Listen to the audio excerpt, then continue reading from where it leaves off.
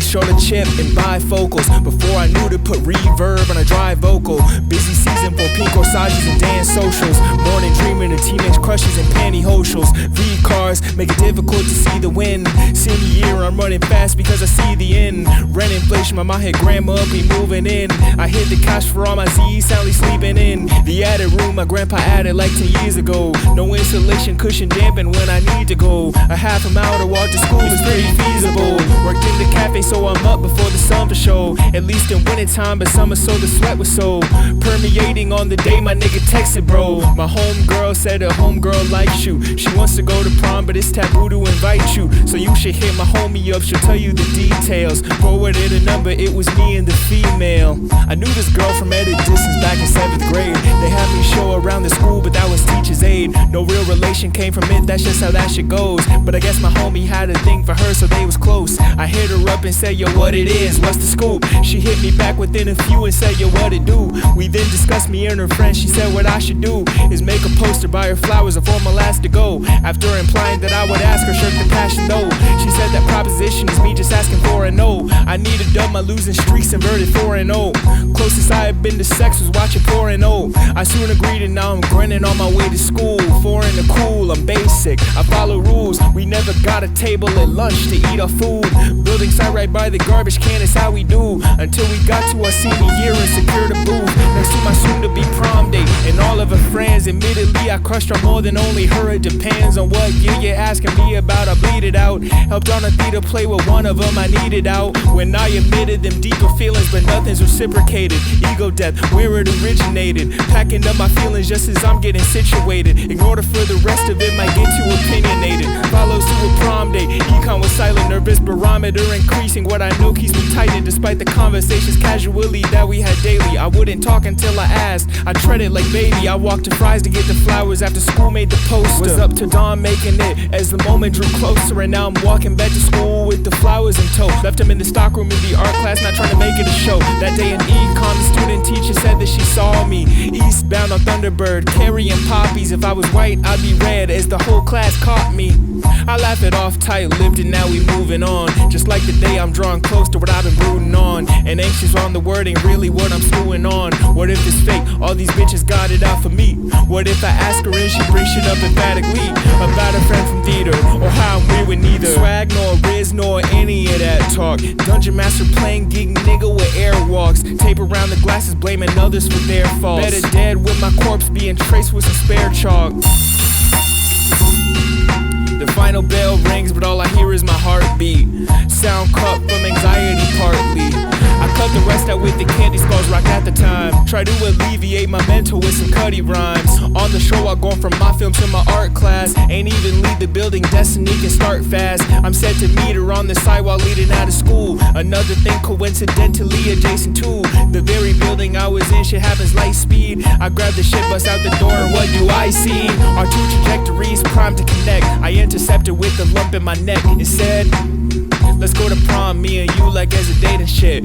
Face red, she told me sure thing, I'm acing it. Give her the flowers with the card stock. Standing ovation, feel like a Super Bowl winner. Couldn't match this elation, and now I'm super in it. Might come out with a baby. In hindsight, her fucking makeup was cakey. That's not a dig, just was an observation. We're writing this shit. Tongue tied, never hiding this shit. No drugs, but I'm flying this shit. We hugged and separated, but not before she gave me her number. It was all that I could think about from the end of my slumber, but couldn't draft a fucking message or muster the confidence to call, bathing empty accomplishments. I know we'll talk the next day, economics is stone. I fall asleep with little thoughts on my relation to Rome. I'm fucking destined for a fall down, nigga, I'm on this way. Back in 2017 when fucking speaking ebonics was like a badge of authenticity.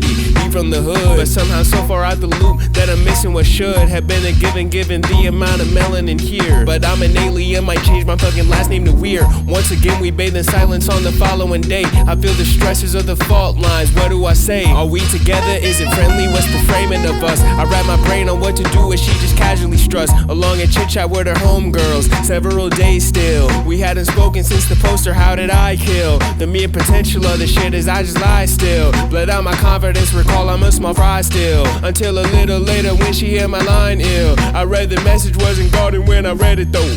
She asked the color scheme, I grinned at the inevitable. But in total honesty, I forgot that when it comes to prom shit, we will usually cop a pair of fists that fit a color palette over the moon. A back and forth ensues, then we settle down with maroon, or rather burgundy, swerving the whole shit. She said we had a group with a limo, a bold trip. I borrowed from my mama for the suit and the corsage, and also for the limo that was split between more sides than probably was necessary. That made it cheap. I dropped our portions of the limo fare off at the seat. She smiled and thanked me. I smiled back, head nodded lakey, remained sparse and mysterious. At least that's what I thought then. Furthering the silence as the hands on the clock spin. We don't speak again until she sends me the addy of where we're meeting up for photos. Pick a spot for the caddy. I drove my 2009 PT Cruiser with a grayish tone.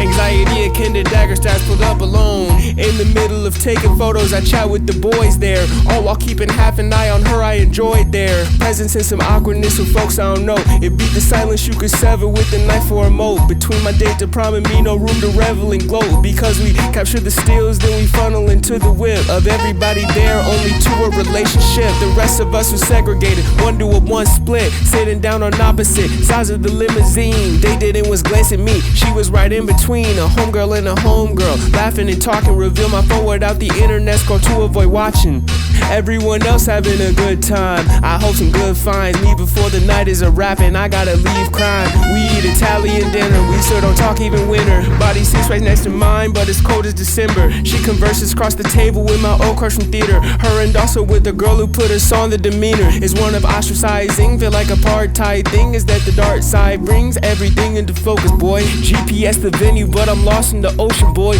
Pulled up in the parking lot to legions of people. My date ran off and left me desolate. I go out to seek her, and now the mood is one of real annoyance. That bitch don't wanna dance, except the dance of her avoidance. Found myself chatting up others who had come here alone. I'm feeling pity now, under all the LED lights and bad and bougie out. That's actually all I wrote. This was a true story. At this point, I was at the dance and she wasn't talking to me, so I just kind of decided to talk to other people that I knew. I was too scared to go up and talk to her type shit. So that's how the whole night went. And then I found myself crying in the car that night because I was just so sad about how things went. But I think the thing is, in hindsight, there's a lot more that I could have done to make things have gone better. But this ended up becoming the catalyst for me making my first song.